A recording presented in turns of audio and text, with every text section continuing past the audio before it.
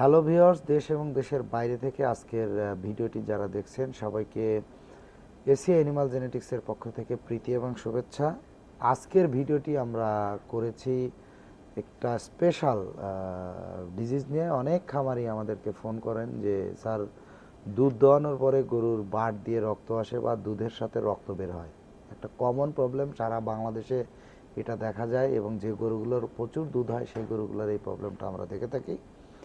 আমি as a veterinarian হিসেবে প্রথমেই সাজেস্ট করব, এই প্রবলেম যদি আপনার খামারের কোনো গাভীতে দেখা যায় তাহলে অবশ্যই আপনি কোল্ড থেরাপি দিবেন, মানে বরফ মিশ্রিত পানি বা ঠান্ডা পানি দিয়ে ওলানটাকে সুন্দর করে ধুয়ে দিবেন।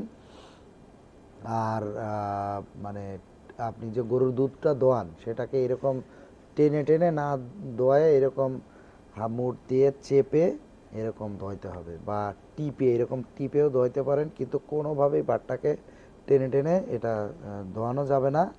এবং এই রক্তটাকে রিলিভ করার জন্য, মানে যে ব্লাডটা যে আসবে দুধের সাথে, এই জন্য আপনি ট্রাসিড ভেট ইঞ্জেকশন দিতে পারেন, যে ব্লাড বন্ধ করার যে মেডিসিনগুলো বাজারে অ্যাভেলেবেল সেটা দিতে পারেন।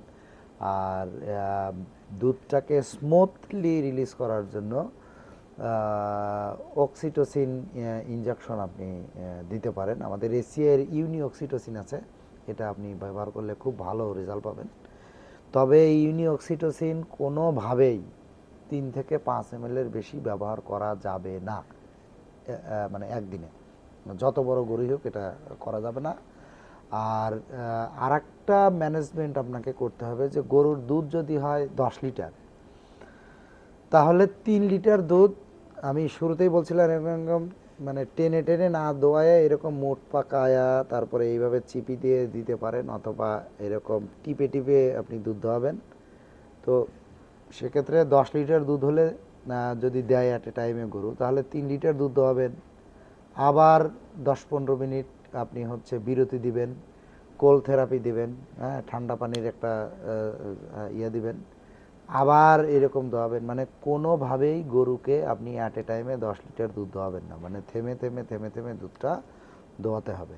আর কম্বাইন্ড ড্রাগ আপনারা ইউজ করবেন। আমাদের এসির একটা ড্রাগ আছে খুবই ভালো, ইউগোল লং পিএইচ, পেনিসিলিন এবং স্ট্রেপ্টোমাইসিন কম্পোজিশন, এটা দিতে পারেন। এটা দিলে খুবই মানে ভালো রেজাল্ট আসবে। আর কিছু অয়েন্টমেন্ট আছে, যেমন হেমোসিন অয়েন্টমেন্ট বা হেমোসিন ইনজেকশন আকারেও পাওয়া যায়। এটা কিন্তু বাটের ভিতরে দিয়ে দিতে হয়। সেটা যে টিট সাইফুন দিয়ে সুন্দর করে আপনি মেডিসিনটা ভিতরে পুশ করতে পারেন, অথবা আমাদের টিটের যে ইনফিউশন টিউব পাওয়া যায় সেই টিউবের ভিতরে নিয়ে দিতে পারেন, কিন্তু নিডল দিয়ে ভিতরে দেওয়া যাবে না। সেটা হেমোসিন ইনজেকশন। এটা একটা 5 সিসি কি 5 ml এর একটা হেমোসিন ইনজেকশন, পুরোটাই একটা বাটের ভিতরে দিয়ে দিবেন। যদি আপনারা এটা ম্যানেজ করতে পারেন, এটা যদি প্রপার ম্যানেজমেন্ট রাখেন, তাহলে অবশ্যই এই গরু দুধ দোয়ানোর সময় এই গরু থেকে আর রক্ত বের হবে না। একদম 100% সিকিউর, ম্যাজিক্যাল ট্রিটমেন্ট হিসেবে এটা কাজ করবে। এই জন্য আপনার ডেইরি খামারে ম্যানেজমেন্ট এবং যে গরুগুলোতে এই প্রবলেম হয়, আপনারা এই জিনিসটা ভালো করে টেক কেয়ার করবেন এবং আমাদের পাশে থাকবেন। সুপরামর্শ এবং আপনার গবাদি পশুর জাত উন্নয়নের জন্য এসি অ্যানিমাল জেনেটিক্সের শরণাপন্ন হবেন। আমরা জাত উন্নয়নের লক্ষ্যে কাজ করি।